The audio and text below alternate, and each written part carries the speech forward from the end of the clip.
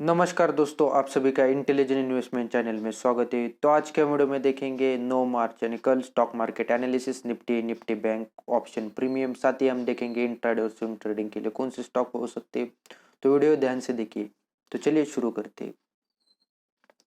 तो यहाँ हम देखेंगे निफ्टी, सेंसेक्स और निफ्टी बैंक। इतना कुछ उछाल नहीं है, लेकिन जैसे मैंने पिछले वीडियो में कहा था, अगर निफ्टी का ऑप्शन में जाएंगे तो देखिए, मैंने कहा था कि 15,200 के आसपास मैक्सिमम निफ्टी जाएगी, वहां से भी नीचे आएगी। डेफिनेटली 15,111 के आसपास चली गई, फिर से नीचे आई। लेकिन जिन्होंने कॉल लिया था, मैंने पोजीशन होल्ड करने के लिए कही थी। 70 के आसपास कॉल की पोजीशन होल्ड की थी। लगभग 128 का प्रॉफिट हुआ। वहां से बुक करके अगर किसी ने सेल किया होगा पोजीशन को डेफिनेटली प्रॉफिट होगा। अगर किए तो डेफिनेटली लॉस होगा। तो कल मार्केट में क्या हाल रहेगा, ये देखिए। अगर आप फिर से, मैं वही कहता हूँ कि 15,100 का कॉल ले लीजिए। निफ्टी कल थोड़ी बहुत उछाल आ सकता है, लेकिन ज़्यादा नहीं है। अगर निफ्टी का कल मैक्सिमम अगर हम देखेंगे तो 15,200 ये टारगेट कल के लिए भी। अगर शुरू होते ही इतना ओपन हुआ है, लेकिन एजेक्स निफ्टी डाउन है या फिर ग्लोबल मार्केट, तो डेफिनेटली आप वहाँ से अपोजिट ले लीजिए। अभी फिलहाल अगर हम देखेंगे 15,100 का, तो कॉल प्राइस ऑप्शन की प्राइस है 70 रुपीज़ के आसपास।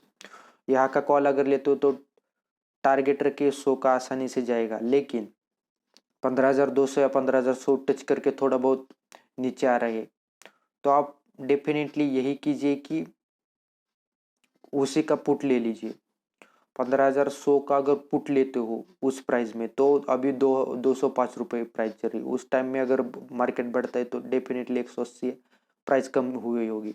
तो वहां से अगर आप पुट लेते हो तो टारगेट रहेगा डाउन साइड का। अगर हम निफ्टी का देखेंगे तो ये देखिए, 14,800 से लेकर 14,500 मिनिमम यानी मैक्सिमम डाउन का जा सकता है। और मिनिमम अगर देखेंगे नॉर्मल, अगर पहले 14,800 के आसपास भी नीचे डाउन जा सकती है निफ्टी। अगर वही बात हम निफ्टी बैंक की देखेंगे तो ये देखिए, 35,300 के आसपास का भी कॉल और पुट के हम प्राइस देख रहे होते। देखिए, टारगेट रखे 35,500 के आसपास, बहुत कम का टारगेट है। ऑप्शन प्रीमियम में देखिए, जितना आप दूर का रोकोगे लॉस होगा, क्योंकि अभी एक्सपायरी जल्दी आ रही है। तो क्या करना चाहिए, 35,500 का आप कॉल ले लीजिए, टारगेट वही रखिए।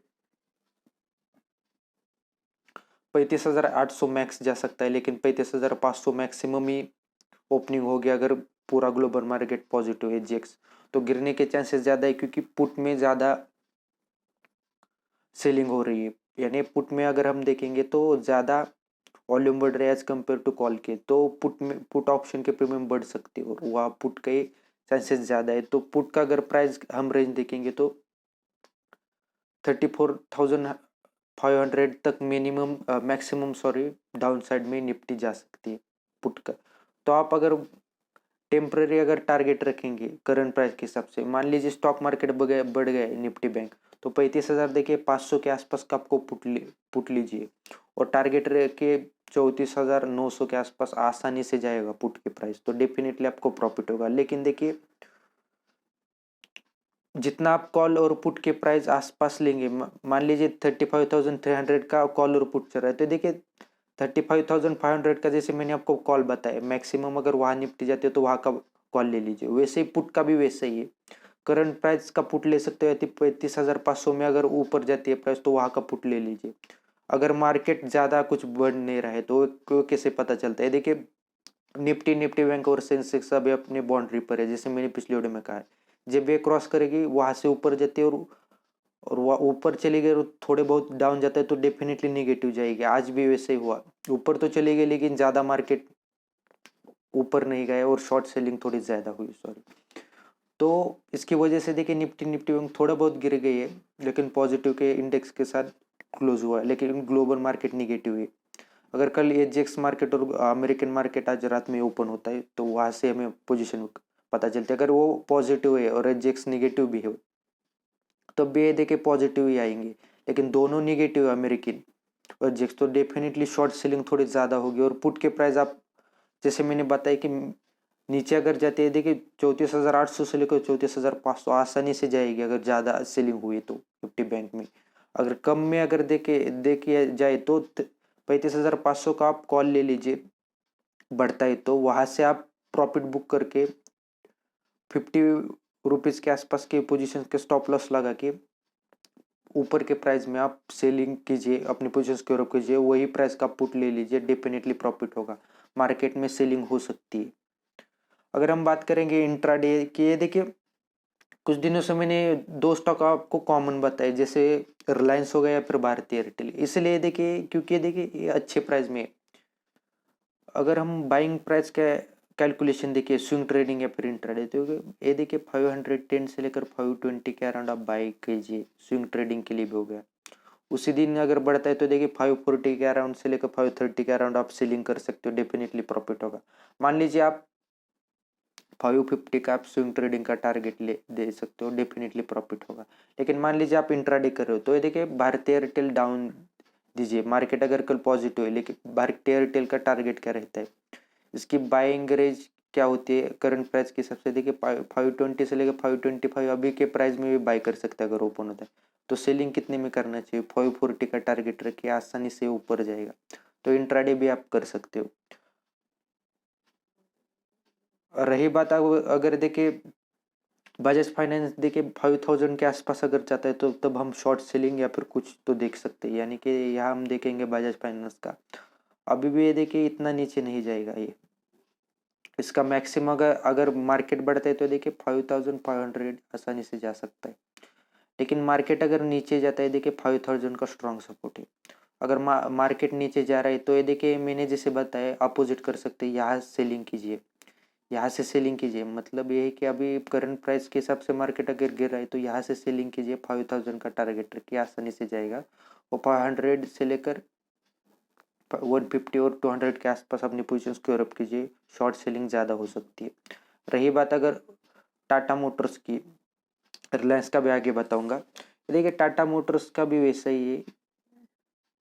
स्विंग ट्रेडिंग के लिए देखिए 310 से लेकर 315 का टारगेट रखिए, आसानी से जाएगा। अगर मान लीजिए आप इंट्राडे कर रहे हो, स्टॉक मार्केट बढ़ रहा है, तो देखिए टाटा मोटर्स का टारगेट रहता है 330 से लेकर 340 के अराउंड टारगेट है। थोड़ी मिस्टेक हो गई, यहाँ सेलिंग है, सेलिंग का टारगेट देखिए 330 से लेकर 340 के अराउंड वन डे की मैं बात कर रहा हूँ। और बाइंग का टारगेट रहता है 315 से लेकर 320 के अराउंड, अगर कल की हम बात करेंगे तो। मार्केट अगर नीचे गिरता है तो देखिए 300 तो आसानी से इसके नीचे नहीं जाएगा, 300 सबसे लोएस्ट है। तो इन बिटवीन प्राइस में अगर आप बाई करते हो, टारगेट इन बिटवीन प्राइस में अगर वही बाइंग प्राइस में सेल करते हो, मान लीजिए 305 या 10 में आपने बाई किया तो 15, 20 और 25 आसानी से जाएगा, वहां से आप बाई कर सकते हो। लेकिन मान लीजिए आप शॉर्ट सेलिंग करनी है तो ये देखिए 340 क्रॉस करने दीजिए, 340 और 345 में अपोजिट करना है, यहाँ से सेलिंग कीजिए और बाइंग कीजिए 330 से लेकर 320 में। वन डे की बात कर रहा हूँ, आसानी से आपको प्रॉफिट हो सकता है। रही बात अगर हम अगले स्टॉक की, तो देखिए रिलायंस, रिलायंस इंडस्ट्री की हम बात करेंगे तो जैसे मैंने कहा है कि 2200 जब भी रिलायंस क्रॉस करेगी, 2200 और 2550, 2250 यहाँ सेलिंग होगी। और जब भी यहाँ सेलिंग होगी तो टारगेट रखिए 2100 के आसपास का। आप पुट का भी ऑप्शन ले सकते हो, वहाँ भी प्रॉफिट होगा। एक दिन में सिर्फ इतनी मूवमेंट, मैक्सिमम लो और हाई में बता रहा हूँ आपको, इतना हो सकता है। तो मान के चलिए कि मार्केट कर गिरता है तो कितना टारगेट हो सकता है, तो अगर मार्केट गिरता है तो रिलायंस का टारगेट होगा 2150 से लेकर 2100 के आसपास, यहाँ तक जाएगा, सेलिंग यहाँ तक होगी। फर्स्ट टारगेट रहेगा 2150 और सेकंड है 2100। बाइंग का टारगेट रखिए तो जैसे मैंने कहा है 2250 में मैक्सिमम रिलायंस यहाँ तक जाएगी और यहाँ से सेल होगा। नेक्स्ट जो है देखिए, यहाँ हम जाते डेफिनेटली तो bank, IndusInd bank.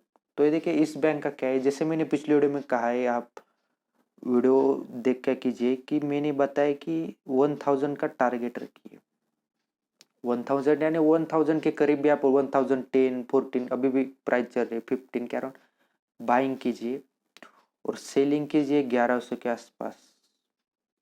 Swing trading के लिए बताओ, एक दिन में अगर सेलिंग करनी है तो 1050 के आसपास भी सेल कर सकते हो आसानी से। 5 या 10% तक मैक्सिमम मूवमेंट हो गया, मिनिमम 5% की मूवमेंट रहती है हिंदुस्तान बैंक की। कल मार्केट गिरता है तो जैसे मैंने कहा है कि 1000 तक आसानी से जाएगा।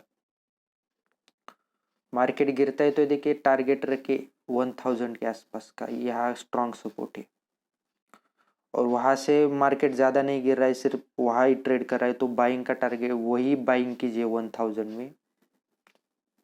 मैक्सिमम बता रहा हूँ सेलिंग का 1000 तक नीचे जा सकता है। वहां से अगर आप बाई करते हो 1000 में तो टारगेट रखिए 1020 और 18-15 के अराउंड, वहां से भी आप डेफिनेटली प्रॉफिट करोगे।